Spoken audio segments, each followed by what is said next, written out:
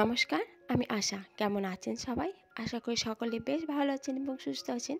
আমরাও বেশ ভালো আছি। আমার আরও একটা ব্লগে আপনাদের জানাই অনেক অনেক স্বাগত।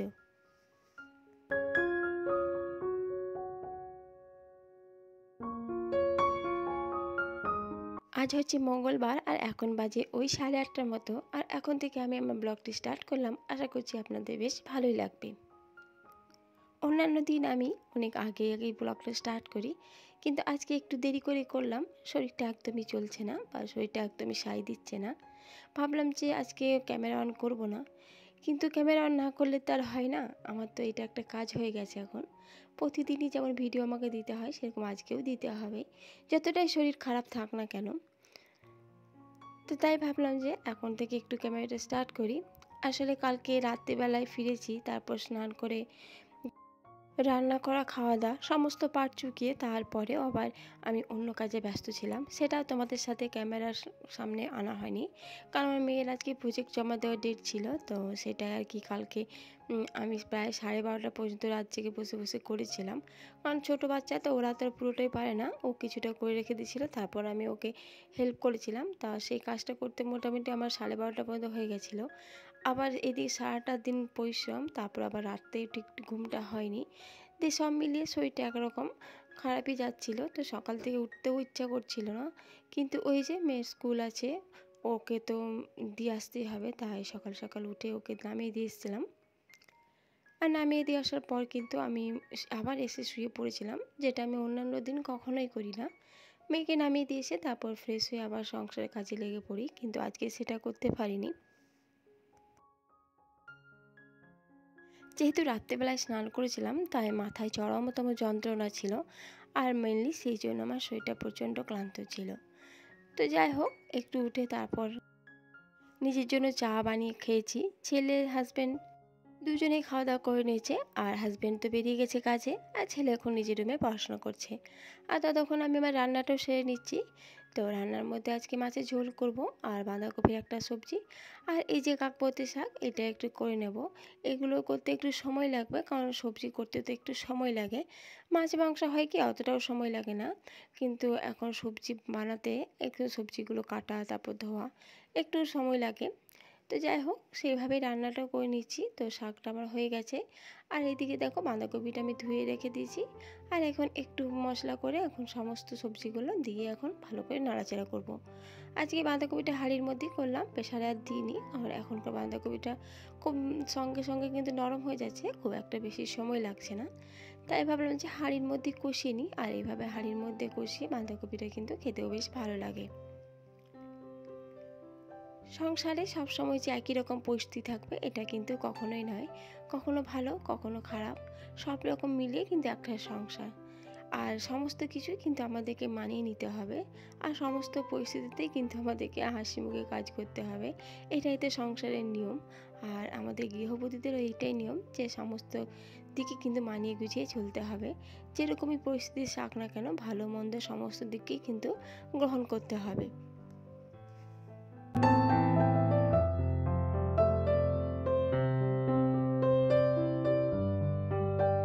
তো এইদিকে বাঁধাকপিটা আমি কষিয়ে দিয়ে হাঁড়ির মধ্যে বসিয়ে দিচ্ছি অন্য একটা ওভেনে। একদম লো টু মিডিয়াম ফ্লেমে রেখেছি। আর এইদিকে মাছগুলো আজকে ভালো করে ভেজে নিচ্ছি, কারণ মাছগুলো ভাজতে একটু অসুবিধা হচ্ছিল, কারণ হাঁড়ির মধ্যে লেগে লেগে যাচ্ছিলো, এই যে দেখতেই পাচ্ছ। তাই একটু সাবধানে দুটো তিনটে করে দিয়ে মাছগুলো কড়াইয়ের মধ্যে ভেজে নিচ্ছি। আজকের মাছটা খুব ভালো ছিল খেতে। আমি বলেছি না যে মাছ যখনই হাজব্যান্ড নিয়ে আসে, ও দেশি নিয়ে আসে, এবং খেতে কিন্তু বেশ ভালো লাগে। আর যদি একটু দেরি হয়ে যায় তখন কিন্তু আর ভালো মাছ পাওয়া যায় না। তো মাছগুলো সমস্ত ভেজে নিয়েছি, আর এখন আজকে ভাবলাম একটু টমেটো দিয়ে করব। তো পেঁয়াজটা আর বাটলাম না, এমনি গোটা পেঁয়াজ বেরেস্তা করে নিয়েছি।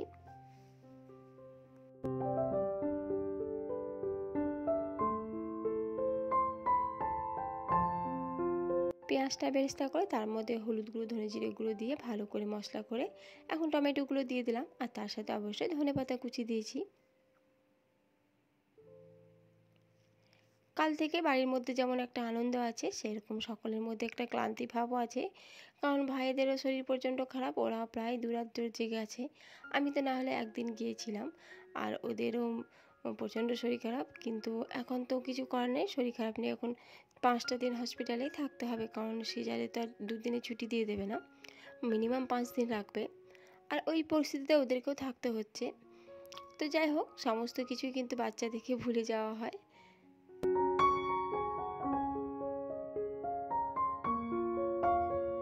এদিকে দেখো মাছের ঝোলটা হয়ে গেছে আর বাঁধাকপিটা আমার হয়ে গেছে, এখন কড়াই থেকে আমি তুলে নিচ্ছি। তো বেশ সুন্দর নাড়তে নাড়তে কিন্তু বাঁধাকপিটা সেদ্ধ হয়ে গেছে, আলাদা করে আমাকে কিছু প্রেশারে বা দিতে হয়নি। আর সবশেষে গ্যাসটা একটু ক্লিন করে নিচ্ছি, কারণ সন্ধেবেলায় ছেলে কালকে নিজেই ম্যাগি বানিয়েছিল, তো যথারীতি অনেকটাই নোংরা হয়েছিল। তো রাত্রিবেলায় তো আমি রান্না করার পরও মুছেছি, কিন্তু তাও সেভাবে সাবান দিয়ে মোছা হয়নি। তাই মনটা একটু কুতকুতো করছিল যে কখন আমি সাবান দিয়ে মুছবো। তো শরীরটা যদি ভালোই থাকতো তাহলে সকালে উঠেই আমি প্রথমেই সাবান দিয়ে মুছে নিতাম, কিন্তু সেটাও সম্ভব হয়নি। তাই ভাবলাম যে এখন একটু রান্না তো হয়ে গেছে, এবার সাবান দিয়ে একটু ভালো করে মুছে নেওয়া যাক।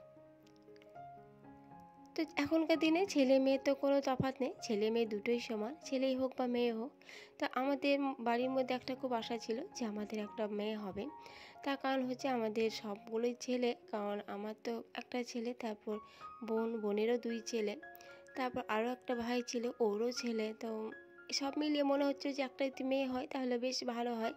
আর আমার এই যে ভাইটা ছিল, এ কিন্তু খুব আশা করেছিল যে একটা তার মেয়ে হবে, কিন্তু কি করবে, ভাগ্যে যেটা আছে সেটাই। ছেলে যখন আছে তখন ছেলেই নিতে হবে। আমরা লাস্ট পর্যন্ত এটাই একদম টোটালি ভেবে নিয়েছিলাম যে মেয়ে হবে, কিন্তু কিন্তু যখন বললো ছেলে হবে, ছেলে হয়েছে, তখন আমাদের কিন্তু খুব অবাকই লেগেছিল। তো যাই হোক, ছেলে আর মেয়ে কারই বা, দুটোই তো একই, এবং দুটোই বাচ্চা দুজনেই সমান। আর আমরা তো সবসময় এটাই চাইবো যে ছেলে বা মেয়ে যাই হোক, একটা সুস্থ সবল বাচ্চাই কিন্তু সকলের দরকার। আর দেখো আমার সমস্ত কাজও হয়ে গেছে আর আমি স্নানটাও সেরে নিয়েছি। আর আজকে অনেকটা লেট হয়ে গেছে, তো হাজব্যান্ড ছেলেকে বললো যে তুমি একটু বুনিকে নিয়ে আসো, কারণ আমার তো দেরি হবে যেতে। আর আমি আজকে যেহেতু রাত্রিবেলায় মাথা থেকে স্নান করতে পারিনি, তাই আজকে স্নান করলাম। আর আমাকে কিন্তু আজকে ড্রায়ারে চুলটা শুকাতে হবে, কারণ এই মুহূর্তে আর রোদ নেই, আর যদি চুলটা না শুকায় তাহলে আবারও ঠান্ডা লেগে যাবে। আমি সাধারণত ড্রায়ারে চুল শুকাই না, কারণ চুলটা একদমই ড্রাই হয়ে যায় আর খুব একটা বাজে লাগে, যেটা আমি একদমই পছন্দ করি না। এখন সন্ধ্যার সময়, আর সেইতে দুপুরে খাওয়া দাওয়া করে তারপরে একটু মতো রেস্ট নেওয়া হয়েছিল। রেস্ট নেওয়া বলতে তারপরে পরে তো সন্ধ্যা হয়ে গেল, আর তারপরেও একটু নিয়েছিলাম, কারণ শরীরটা তো সকাল থেকে একটু নড়বড়ে ছিল। আর এই যে উঠে যেটা প্রথম কাজ, সেটা হচ্ছে বাড়ির সকল দরজা জানলা লাগানো, কারণ সন্ধ্যা থেকে এই দরজা জানলাগুলোতে না লাগাই তাহলে প্রচুর মশার উপদ্রব হবে। আমার আজকের ভিডিওটি আপনাদের কেমন লেগেছে অবশ্যই কমেন্টের মাধ্যমে জানাবেন। যদি ভালো লেগে থাকে প্লিজ একটা লাইক দেবেন, আর চ্যানেলে যদি কেউ নতুন হয়ে থাকেন প্লিজ চ্যানেলটি সাবস্ক্রাইব করা অনুরোধ রইল। আর পুরনো যে বন্ধুরা আছো তাদেরকে তো অসংখ্য ধন্যবাদ। তো সমস্ত দরজা জানলা লাগানো হয়ে গেছে। আর এই যে সাদা মতো ড্রেসটা দেখছো, এটা আজকে এসে অনলাইন থেকে, কারণ এটা মেয়ের যে শনিবার কার্নিভাল আছে সেখানে সাদা ফ্রক বলেছে।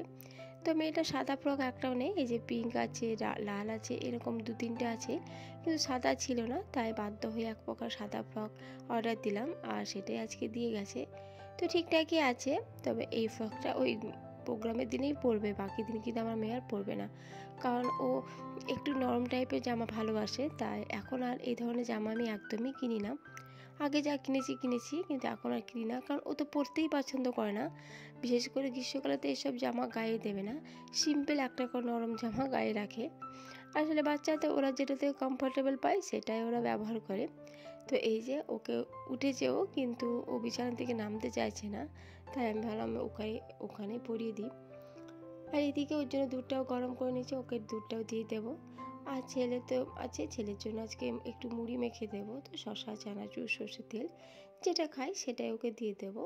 ও মুড়িটা খেতে একটু বেশি পছন্দ করে, তাই মুড়িটাই মাখিয়ে দিচ্ছি। আর এখন তো চপটা বানা হয় না, আর এখন দিও না, কারণ পেটটা খারাপ হবে বলে এই সময়টায়। তাহলে চলুন আজকের মতো এখানে, আবারও দেখা হবে নতুন একটা ব্লগে।